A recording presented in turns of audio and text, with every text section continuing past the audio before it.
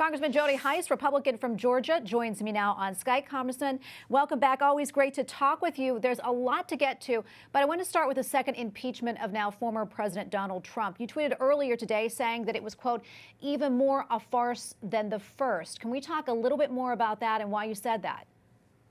Sure. The first one was a farce as well. They started the impeachment process before President Trump was even inaugurated, trying to come up with some allegations against him. And of course, we know as a result, there was the false dossier, the Russia collusion deal, all these things that were totally false. And yet they continued pushing those with the effort of impeaching him. And now, 1 week before President Trump leaves office, they try to impeach him again. The whole issue of impeachment is a tool that is in the hands of Congress to get rid of a serving, acting, sitting president who commits high crimes and misdemeanors. That certainly did not happen with President Trump, and now he's no longer president. So what in the world are they going to impeach him from? They cannot remove him from office. He's already gone. And so this is an absolute farce. It is nothing more than political theater for the Democrats to continue pushing their own agenda, among which is their deep hatred for President Trump, and they just absolutely want to destroy him. This is an abuse of our Constitution. It's an abuse of the impeachment provisions of the Constitution, and it certainly has nothing to do with unifying our country. I want to turn now quickly, Congressman, to some pro-life legislation. About 200 House Republicans have signed their support to protect the Hyde Amendment. I know that you're one of them. Can you talk about the significance of that and why it's so important that the Hyde Amendment remains? Sure. Listen, the life is something that is God-given. This is something that our founders in the Declaration, excuse me, they recognized that the inalienable God-given rights that we have begins with life, and every person has a right to life. The Hyde Amendment protects tax dollars from being used to perform abortions.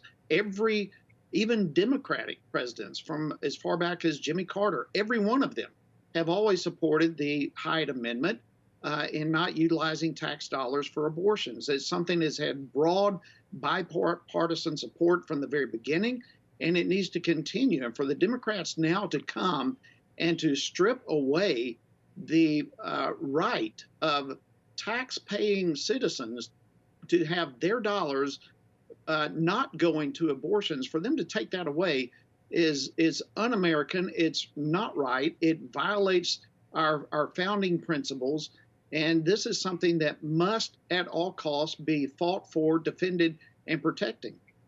We don't have a lot of time left, but I do want to ask you this last question. We are looking forward to March for Life. It's taking place this Friday. And I know you recently introduced a resolution honoring the millions of unborn lives lost to abortion as a result of Roe versus Wade. Can you tell us more about that and what it would do?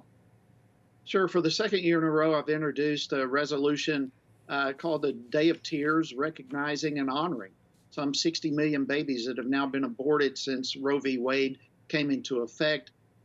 Basically, this is a resolution that calls on Americans to lower the flag, to have staff in honor of all those lives that have been lost, and to keep it in a memory for all of us, so that wherever people travel on that day of January 22nd, they see the flag at half staff and they remember the millions of babies that have lost their lives. It's a day of tears, a day for us to be in mourning as a country, a day of us to turn back from the culture of death and to pursue life at all costs. And I'm deeply honored to move forward in presenting that resolution yet again this year. Well, Congressman Hice, we thank you for taking the time to speak with us today. Thank you so much.